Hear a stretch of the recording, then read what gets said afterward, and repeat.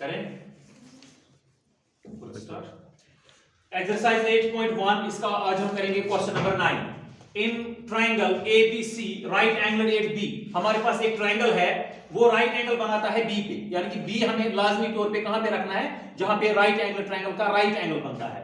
If tan A हमें given है, tan A जो है 1/√3 के बराबर है, फाइंड द वैल्यू ऑफ, तब आप वैल्यू निकालिए, इसको फिर हमें सॉल्व करना है। दो पार्ट, पहला part sin A into cos C plus cos A into sin C, फिर दूसरा part cos A cos C minus sin A into sin C। इनके दरमियान अगर कुछ नहीं है तो इंटू होता है, ठीक है बच्चों। हम एक काम करेंगे, हमारे पास एक राइट एंगल ट्राइंगल सवाल कहता है गिवन है, मैं सबसे पहले एक राइट एंगल ट्राइंगल बनाता हूं, ठीक है। इसका नाम, मुझे सबसे पहले सवाल वही कहता है राइट एंगल का नाम जो है ABC, मैं कोई और नाम यहां पे नहीं रख सकता राइट एंगल, लेकिन ये B पे बनाता है। मैं यहां पे लिखूंगा A और B और यहां पे आएगा फिर C, यहां पे मेरा आएगा 90, ठीक है ना। ये मेरे पास एक राइट एंगल ट्राइंगल है और सवाल कहता है इफ tan A मुझे गिवन है 1/√3। मैं सॉल्यूशन अपना स्टार्ट करता हूं। देखिए बच्चों, मैं इस सवाल को कैसे करूंगा, अगर मुझे tan A जो है 1/3 है, इसका मतलब इससे मुझे कोई ना कोई दो साइड निकल जाएंगे। सबसे पहले मैं इस राइट एंगल ट्रायंगल का तीसरा साइड फाइंड करूंगा, उसके बाद जितने भी मुझे रेशियो sin A निकालना होगा, cos C sin cos A sin C, ये सारे मैं पहले निकाल के रखूंगा, उसके बाद ये मैं वैल्यूज पुट करूंगा, उसके बाद मुझे दोनों पार्ट जो है वो सॉल्व हो जाएंगे, ठीक है ना।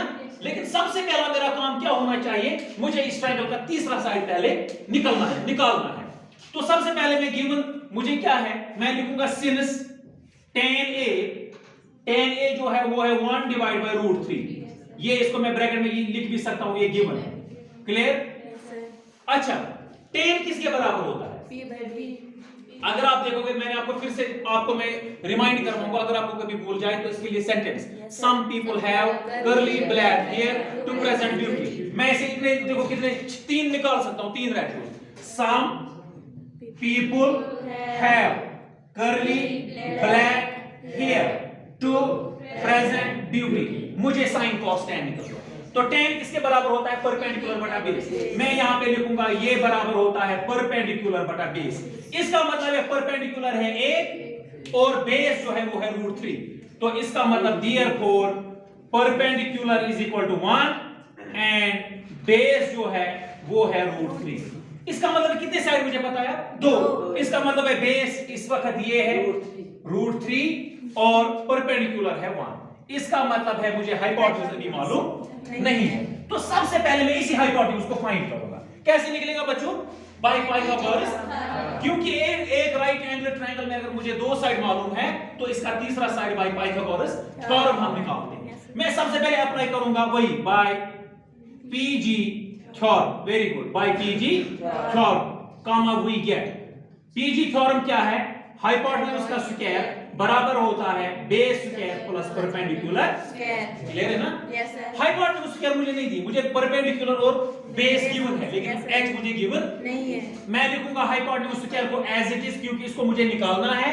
बेस स्क्वायर के बदले √3 का स्क्वायर प्लस परपेंडिकुलर स्क्वायर के बदले 1 का स्क्वायर, वेरी गुड। h का स्क्वायर निकलेगा बराबर स्क्वायर और रूट खत्म, वहां पे 3 प्लस 1 1 जार 1, a को दो बार ज़रब करो 1 आएगा, तो h का स्क्वायर निकलेगा बराबर 3 और 1 4।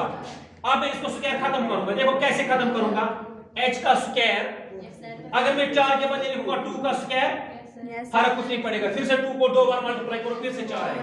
अब राइट हैंड साइड का स्क्वायर और लेफ्ट हैंड साइड का स्क्वायर, इक्वेशन फिर से बैलेंस, क्योंकि मैं स्क्वायर इधर से भी हटा रहा हूं, इसका पावर भी 2 हटा रहा हूं, तो h निकला मुझे 2, तो इसका मतलब है हाइपोटेन्यूज भी अब मुझे 2। अब मुझे एक राइट एंगल ट्रायंगल में तीनों साइड मालूम, बेस भी, परपेंडिकुलर भी और हाइपोटेन्यूज। अब मैं करूंगा काम, मुझे सॉल्व करना है ना इन दो पार्ट को। इसमें मैं देखूं मुझे पहले क्या क्या चाहिए। जब हम मकान बनाते हैं ना, पहले हम काम स्टार्ट नहीं करते हैं, पहले हम पत्थर लाते हैं या ईंट लाते हैं, है ना, ठीक, बाकी चीजें लाते हैं, उसके बाद हम मकान का काम स्टार्ट करते हैं। Same is the case with this question. पहले मैं देखूंगा मुझे क्या क्या चाहिए, मुझे मैं सबसे पहले निकाल के रखूंगा sin A को, cos C को, cos A को, sin C, उसके बाद फिर मैं वैल्यूज पुट करूंगा, उसके बाद सॉल्व करूंगा। तो मुझे क्या क्या इसमें चाहिए, मुझे इसमें बच्चों चाहिए सबसे पहले sin A, लेकिन थीटा मुझे लेना है A। अगर मुझे एंगल A लेना है, ये बनेगा मेरा परपेंडिकुलर, ये होगा मेरा, इसका एडजेसेंट साइड होगा बेस, तो इसका मतलब है इस वक्त ये है मेरा परपेंडिकुलर और ये है मेरा बेस। याद रखना चाहिए, क्यों मैं एंगल किसको ले रहा हूं, ए को। ए मेरा इस वक्त एंगल है और जो एंगल मैं ले रहा हूं उसका अपोजिट साइड होता है परपेंडिकुलर और उसका एडजेसेंट साइड बनता है बेस। तो साइन किसके बराबर होता है, साइन बराबर होता है परपेंडिकुलर बटा हाइपोटेन्यूज, p बाय h। बच्चों अगर आप यहां पे देखो p इस वक्त 1 है, h मेरा है 2, निकाल के रखा मैंने ये, वेरी गुड। उसके बाद मुझे इसमें चाहिए cos c, लेकिन पहले मैं a वाले निकालूंगा जिनमें मुझे एंगल a है। अब मैं पहले cos a निकालूंगा क्योंकि अभी मेरा परपेंडिकुलर वही रहेगा, बेस भी वही रहेगा। पहले मैं a वाले निकालूंगा, sin a को मैंने निकाला, अब इससे मुझे चाहिए cos a। What how you right it, cos a। cos बराबर होता है बेस बटा हाइपोटेन्यूज, बेस बटा हाइपोटेन्यूज। बेस बराबर है √3 और हाइपोटेन्यूज बराबर है 2। और मैं करूंगा काम, अब मैं निकालूंगा c वाले। अब मुझे चाहिए cos c, cos c। बच्चों अब मेरा यहां पे चेंज हो जाएगा जब मैं एंगल, अब मुझे करना है काम, मुझे थीटा लेना है c को। अब इसके अपोजिट वाला साइड बनेगा परपेंडिकुलर, अब मेरा परपेंडिकुलर ये है और इसका एडजेसेंट साइड बनेगा बेस, ये मेरा इस वक्त बेस है। जब एंगल चेंज होता है परपेंडिकुलर और बेस जो है आपस में चेंज होते हैं, हाइपोटेन्यूज चेंज नहीं होता है, ये सेम ही रहता है चाहे मैं कोई भी एंगल ले लूं, ठीक है ना। हाइपोटेन्यूज हम किसको कहते हैं, जो 90 एंगल है ना इसके अपोजिट वाला साइड जो है इसको हम हाइपोटेन्यूज कहते हैं, ठीक है। अब cos फिर से बराबर किसके होगा, cos बराबर होगा फिर से बेस बटा हाइपोटेन्यूज। लेकिन इस वक्त मेरा बेस जो है वो है 1 और हाइपोटेन्यूज तो वही है 1/2। अब इसके अलावा मुझे चाहिए c में से sin c, very good. sin c बच्चों, sin की फार्मूला फिर से वही परपेंडिकुलर बटा हाइपोटेन्यूज, लेकिन इस वक्त मेरा परपेंडिकुलर जो है ये है, पहले ये बेस था अब ये परपेंडिकुलर है, तो √3 डिवाइड बाय हाइपोटेन्यूज कितना है 2। निकाल के रख दिए मैंने सारे एंगल्स को, ठीक है ना। अब मैं करूंगा इनको, अब मैं फर्स्ट पार्ट को सॉल्व करूंगा। अब हम यहां पे आते हैं। बच्चों बताओ फर्स्ट पार्ट मेरा क्या है, फर्स्ट पार्ट मेरा जो है,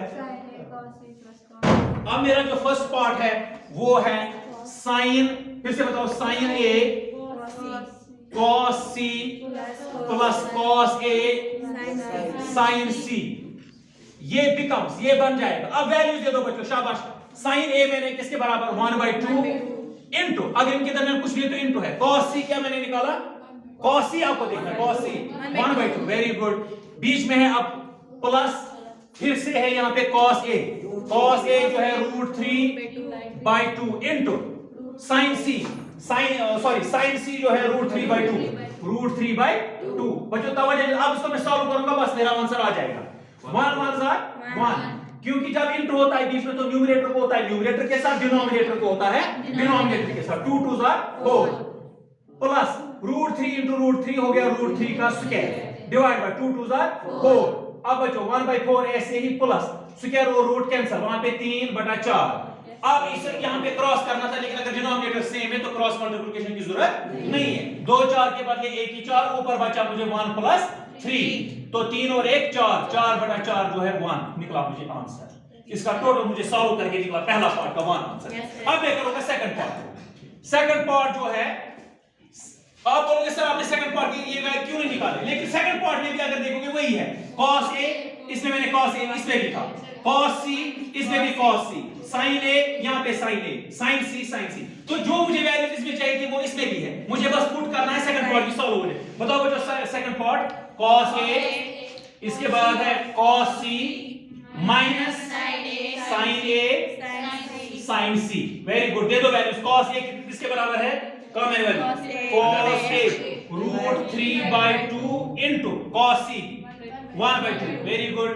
माइनस है बीच में, इसके बाद है sin c कहां है, sin c है √3/2 इनटू sin c जो है वो है फिर से √3/2 है, और sin c अब मैं निकालूंगा ना, sin c है √3/2। कहां पे sin है, ये है sin a, तो sin a का वैल्यू क्या है 1/2। अच्छा यहाँ पे 1/2, ठीक है ना।